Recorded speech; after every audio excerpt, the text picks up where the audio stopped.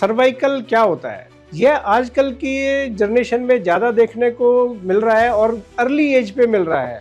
उसका कारण यह है कि कोई ट्रीटमेंट समय पर नहीं लिया। तो हमें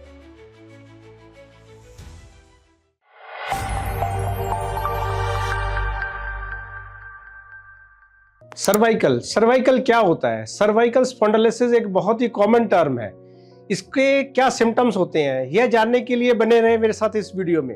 हेलो फ्रेंड्स, मैं हूं doctor Neeraj Yadav, joint and spine surgeon from Gurgaon. तो सर्वाइकल क्या होता है? सर्वाइकल बेसिकली जो इतनी कॉमन टर्म है, इसका मतलब ये है कि जो हमारी गर्दन की जो हड्डियां हैं, इनका उम्र के साथ वियर एंड टियर होना, कुछ बदलाव उम्र के साथ हमारी गर्दन के अंदर आने शुरू होते हैं। यह बदलाव को हम सर्वाइकल स्पॉन्डिलोसिस बोलते हैं।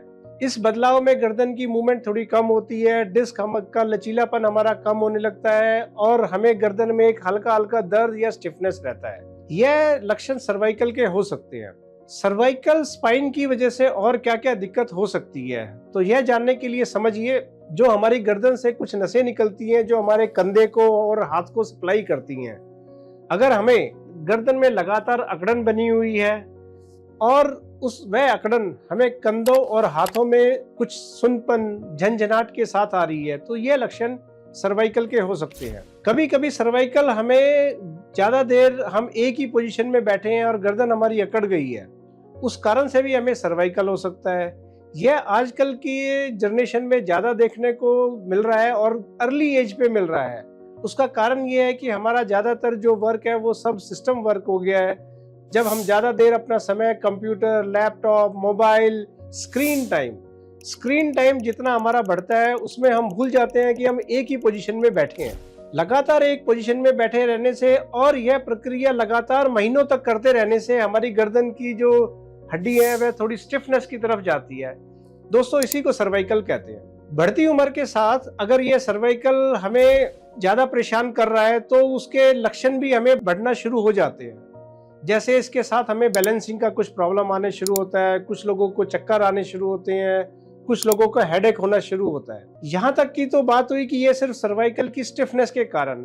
अब सर्वाइकल के साथ अगर हमें हमारी नसों पे दबाव अगर आने शुरू हो गया है तो सर्वाइकल के सिम्टम्स हमारे बढ़ जाते हैं। सर्वाइकल के नसों के दबाव के कारण से हमें हाथों में हमेशा एक सुनपन आता है, हमेशा झंझनाहट रहता है।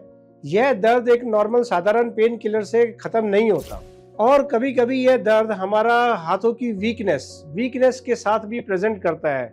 यदि हम अब ये समझे कि हमारे सिग्नेचर जो हम रूटीन में अपने साइन कर रहे हैं और वह सिग्नेचर हमारा बिगड़ते जा रहा है, तो यह हमारी एक बहुत ही फाइन मूवमेंट खराब कर रहा है। दोस्तों, यह लक्षण एक सर्वाइकल का हो सकता है। हम कोई चीज को टाइट पकड़ रहे हैं और हमें लग रहा है हमारी ग्रिप कमजोर हो गई है। यह लक्षण भी हमारी एक सर्वाइकल की वजह से मोटर वीकनेस के हो सकते हैं। हमारे कंधों में हमेशा लगातार दर्द रहना या हमारी बाजू को ऐसे मोड़ने पे हमें कम ताकत लगना, यह सारे लक्षण सर्वाइकल के हो सकते हैं। जिन लोगों को ओवर द ईयर्स सर्वाइकल की प्रॉब्लम चल रही होती है, नसों पे दबाव आ रहा है और उसका हमने कोई ट्रीटमेंट समय पर नहीं लिया, तो हमें चलने में, बैलेंसिंग बनाने में प्रॉब्लम हो सकती है। हम सीधा चलना चाहते हैं लेकिन हमें समझ नहीं आ रहा है कि हम लचक के चलना शुरू कर देते हैं। और इसके ऊपर के सिम्टम्स जो बहुत ही रेयर होते हैं, कुछ लोगों को ब्लैडर और बावल तक के भी सिम्टम्स आ जाते हैं, जिनके वो सर्वाइकल माइलोपैथी बोलते हैं। सर्वाइकल माइलोपैथी का मतलब कि सर्वाइकल की वजह से हमारी गर्दन पे दबाव इतने ज्यादा आ गए हैं कि उन्होंने हमारी नसों के करंट को बंद कर दिया है, जिसके कारण से हमारी बैलेंसिंग की, हमारे पेशाब की और लैट्रिन के कंट्रोल की जो नसें हैं उन पे भी दबाव आ जाता है।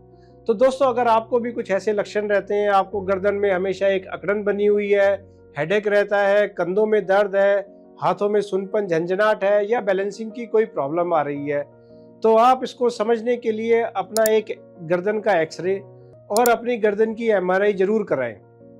और इसके बारे में अधिक आप जानना चाहते हैं तो वह अपना एक्सरे और एमआरआई हमें नीचे दिए गए नंबर पर व्हाट्सएप कीजिए। वह देखकर हम आपको बताएंगे कि आपको सर्वाइकल है, नहीं है, अगर है तो किस कदर तक का सर्वाइकल है और उसके लिए आपको क्या उचित ट्रीटमेंट की आवश्यकता है। Thank you.